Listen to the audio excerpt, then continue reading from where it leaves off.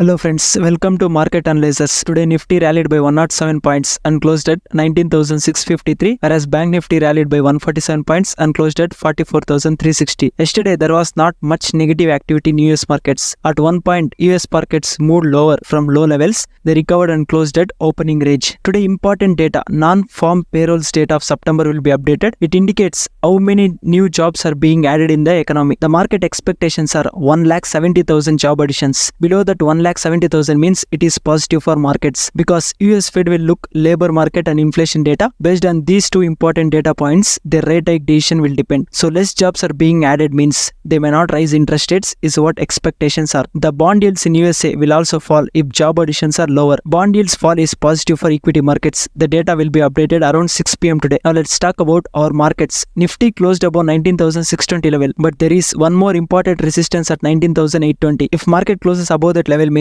I will change my negative view on markets to bullish. Particularly Nifty closing above 19,820 is important. If we talk about RBI Monetary Policy Committee outcomes today, there was no negative surprises from RBI except OMO operations. I will explain about OMO operations in detail after talking about all the updates from RBI. RBI hold interest rates. They did not raise rates. Repo rate maintained at 6.5%. Repo rate means the rate at which banks borrow money from RBI. The expectations was 6.5%, and they even did not raise inflation forecast. It is maintained unchanged at 5.4%. GDP estimates are also maintained at same levels.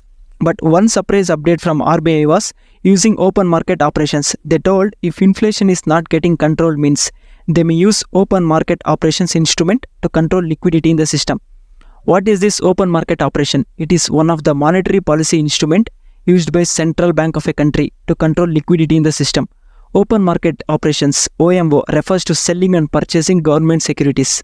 For example, RBI sells government securities in the market means, if RBI sells government securities in the market means they are mostly bought by commercial banks and financial institutions.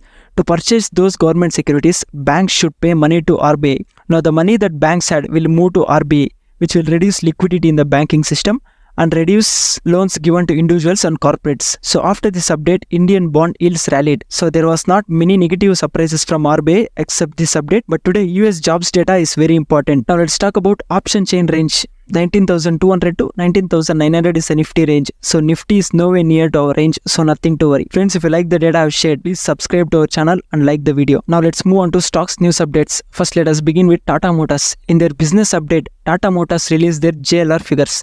Their total wholesale volumes were reported at 96,817 units. It excludes sales from China. It is 29% increase in year-on-year comparison. Their order book is also very strong with orders close to 1,68,000 units. After this update from Tata Motors, brokerage firms like Nomura, Morgan Stanley have increased the share price targets of Tata Motors. Nomura has given target of 786 per share. Morgan Stanley has given 711 rupees per share. In last 6 months, Tata Motors share price rallied by 42%. Now let's talk about National Stock Exchange. NSE to launch options trading on crude oil and natural gas future contracts from October 9th. The earlier launch date was set on October 16th. It has now preponed to October 9th. From next Monday onwards, they will start trading on NSE. Until now, crude oil and natural gas, these commodities trading in India was just happening in MCX. But volume since MCX is not very high. Now NSE, it is India's biggest exchange in terms of volumes and overall turnover. And now NSE launching crude oil and natural gas options for traders might bring liquidity here. Let's see how will this pan out. They are trying to bring in monthly contracts, whereas MCX contracts expire by 3 months. Trading will take place from Monday to Friday until 11:55 p.m. from 9 a.m. The timings are same in both the exchanges. The limit a particular individual person can trade is 9,60,000 barrels or 5% of total market-wide positions, whichever is higher, either 5% of total positions or 9.6 lakh barrels. The limit is for crude oil. This limit is for crude oil. For natural gas, it is 1.2 crore MMBTU. Million metric British thermal units. Natural gas is represented in MMBTU or 5% of total market-wide positions. It is either 1.2 crore MMBTU or 5% total positions is the limit for each individual. NSE have the ability to disrupt this commodity segment with their huge client base. It is a negative development for MCX if volumes are increasing in NSE. Now let's talk about JioMart. JioMart is an online shopping website similar to Flipkart and Amazon. In similar lines with Amazon and Flipkart, Great Indian Festival and Big Billion Days, JioMart has bought Jio Utsav campaign. It will begin from 8th October. They have now signed in former Indian national cricket team captain MS Dhoni as their brand ambassador. JioMart is a subsidiary of Mukesh Ambani's Reliance Industries. Now let's talk about Sun Pharma. US Food and Drug Administration has accepted the new drug application from Sun Pharma. The name of the drug is duroxolitnib. It is used in treatment of alopecia areata. People with this alopecia areata disease tend to lose hair on different parts of the body, including head. You can see on the screen as well how this disease affects people. After this approval from US FDA, the share price was trading on a positive note. This disease has a market size around $8.7 billion US. It is expected to grow with a growth rate of 9.7% CAGR. So it would be $16 billion